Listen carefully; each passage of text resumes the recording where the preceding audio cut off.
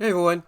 So I wanted to come on here with a bit of a follow-up to the live stream I did on my theories and what roles, the characters will play in Season 3 of Helluva Boss. And I wanted to come on here because somebody commented on the live stream, or at least on the video. Basically on the live stream and everything. And they commented, if I can find it here somewhere,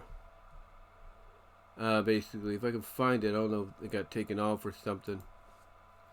But anyway, they commented on the live stream, and I'm gonna try to find it here. Let's go to the comments here. There's no comments. That's weird. They did say they had comments. Yeah, I don't know. It's weird, but they mentioned something in the comments, and I'm gonna bring up the video. Maybe it's in there somewhere. Let me see. Hold on, guys. I know they there it is. 17 hours ago, as of this recording, it is 5:35 p.m. Pacific, as I'm recording this. But 17 hours ago, basically, Dylan Colonio, I can't pronounce the last name. Colonia-DK8QF. Dylan Colonio-DK8QF. Or Dylan, basically. He basically commented and said, Loona's parents aren't going to show up. That was fake. However, I believe she does have one parent, and that is Paimon. I have a theory, if you'd like to hear about it. And I said, sure, go ahead. Give me your theory. So, Dylan believes this. Excuse me. Dylan believes this, and I quote, Loona could be part of the Ars Goetia and the Goetia Marchosias. I can't pronounce that name, I do apologize. But she could be part of some kind of group, some kind of magical group, if you will. And he states that Andrealphus said in Mastermind that the Grimore, Stolas' book, is Goetan given, which means that only Goetans like Stolas and Octavia, for example, can read and use it. And Loona is the only one of the imp that can read and use the Grimore. He states, Loona has multiple forms, human and feral, which is unique to her and not any other Hellhound. In regards to her feral form, if you will, her new form is similar to Stolas's in having the multiple eyes and super extra sharp teeth. This is what he says.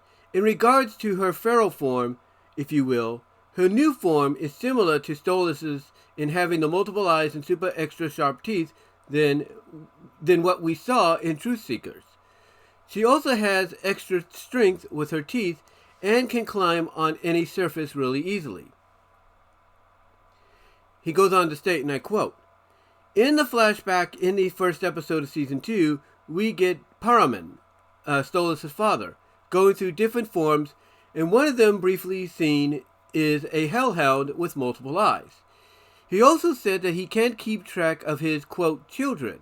Loona's magic, when she transforms into either form with her magic, is in a similar vein to Paimon's, but a different color. Paimon is also the creator of the Ars Goetia. Marchosias, I can't pronounce that name, is also associated with fire, and when Loona opens portals, sometimes there is fire around them. Her phone case also has a royal wolf on it that is spitting fire. Another characteristic of the Marchosias, again, can't pronounce that name, I do apologize. I'll put this all in the description. Another characteristic of the Marchosias is that she is a fierce warrior and fighter. Loona has shown that in both Truth Seekers and Sinsmiths. In mythology, Marchosias is in command of 30 legions of Hell, or the Underground. The final battle, I believe, is going to be against the Horks, and they are going to need all the help they can get. Loona is a great leader, as shown in Full Moon, when she leads the mission to protect Blitz from the Turbis. I think, or I said not think, but I know that this is a lot to take in, but in short, I do believe that Loona is a Goetia royalty. In other words, he believes she comes, she basically is a child, she comes from basically Stolas' family to an extent. When Paimon, Stolas' father, he could change forms and everything. Dylan here is assuming in their theory that Paimon might have helped conceive Loona. Maybe that's what I'm getting here. That maybe he believes Loona is tied to Stolas' family a lot closer than she can imagine or anybody else can imagine, because of the fact that she is basically able to become a feral version of herself now, along with human, just like Stolas is able to do some transformations and all that. But it's also the Grimore. It's also the Grimore that Stolas and Octavia should be the only one. Okay, let me get some Coke here, guys. Hold on. But he states that the Grimore book, the book of the Grimore, should only be read by the likes of Stolas and Octavia. And yet, here you have Loona being able to do it, and when she opens portals, there's fire to it. So, I think what he's assuming is there is a connection, there's a possible connection. He's theorizing and assuming there could be a possible connection between Stolas' family and Loona. Like, as I mentioned, she might be closer to Stolas in blood, family-wise, in Octavia, than I think she, Blitzo, or even us as fans and viewers can imagine. Now, I'm not saying, and he's not saying, nobody's saying, no one is saying that this is going to be the direction Vivziepop goes in for season 3. She probably already has it set out as to where she's going to go with Loona. Now that she has this new form, she's going to be able to change into at the times. I'm trying to find the right word to say, at the times that she needs to.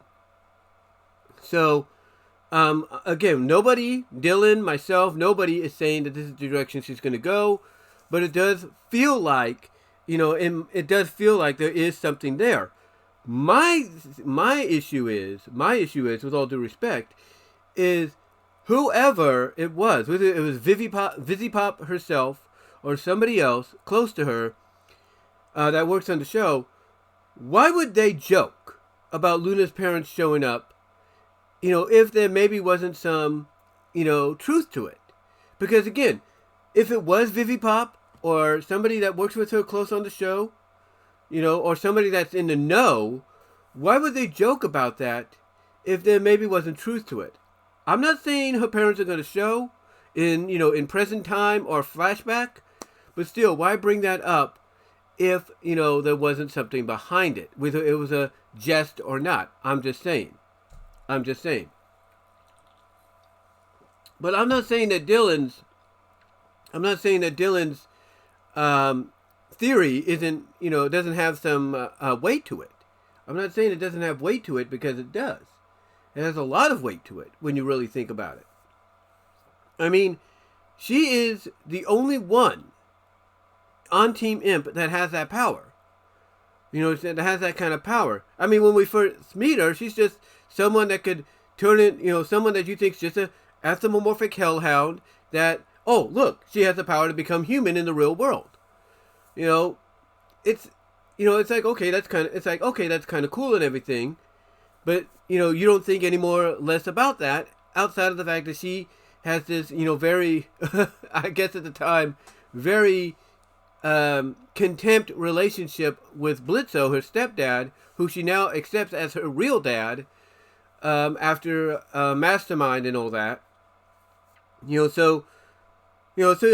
think at first you think there's nothing to her except maybe that and, a few other things. And now all of a sudden you have this. You have her growing as a character, accepting Blitzo as her legit dad, and now you're at a point to where you wonder, okay, how is this going to play into her character next season? As I've said, I think she's going to basically be one of the few, along with Sally Mae, that's going to acknowledge and call out Millie on the pregnancy. I think she'll be in that category to where she'll call her out and be more suggestive of keeping the baby.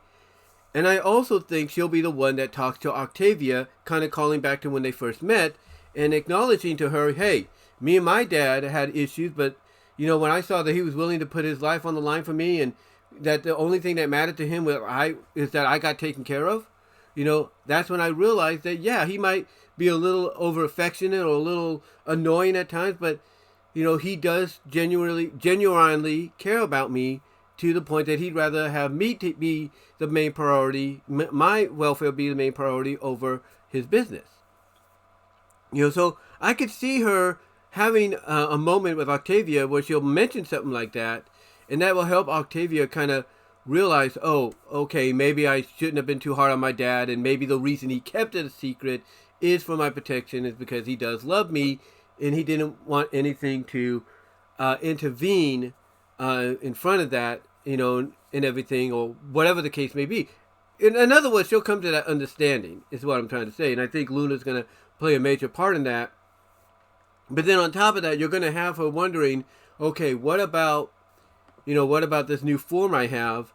And I think the one thing she's going to do is research on it to see whether or not it's a form that she can, as she trains with it, she has to get more used to it, she could have more control over, be able to speak normally in that form like she would in her regular form, as well as basically, not lose, and basically learn not to lose herself. Because as I mentioned in the live stream, there was one show that Netflix did, and somebody was talking about it on in a short vid on on YouTube. The show was called Kibo, and the main character turned into this jaguarus-like creature, and it wasn't until like the second season or so that she was able to gain control of it. When she would go into that form, she would have the legit control, because beforehand, if she remained in it too long, she lost herself to it. And I think that was like on the first season or something.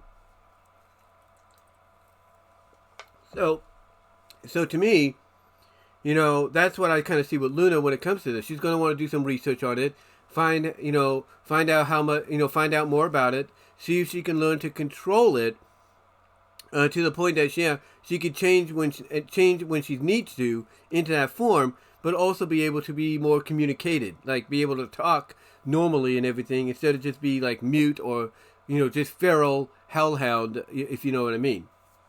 But we'll see what they got planned. We'll see what they have planned. That being Vivziepop and her crew. We'll see what they got planned.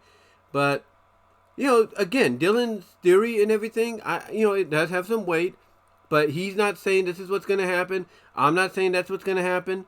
But there is something there. There is something there that maybe Vivziepop is going to look into, or has looked into, in planning season 3. That she's going to want to explore with Loona and everything. Again, my theory with Loona's role is she's going to want to know more about her new form and how to control it and be able to speak, regularly in that form and not lose herself to it.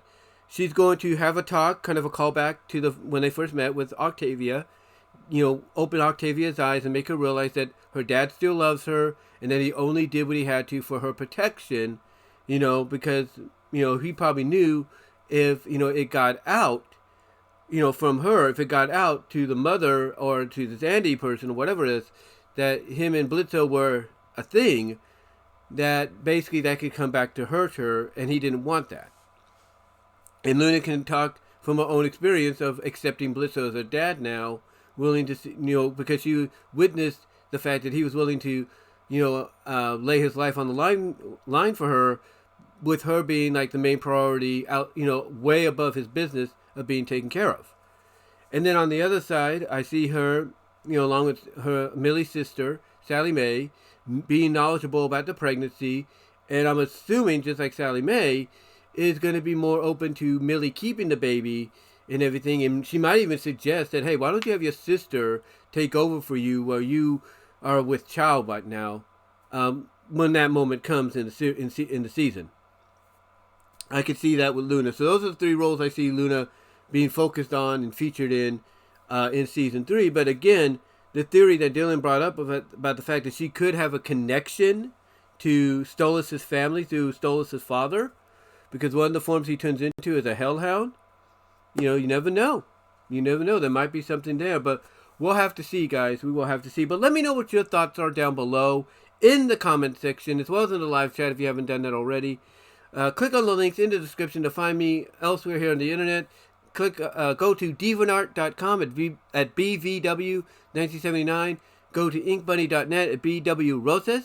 Check out the Teespring store for merchandise you can't get anywhere else.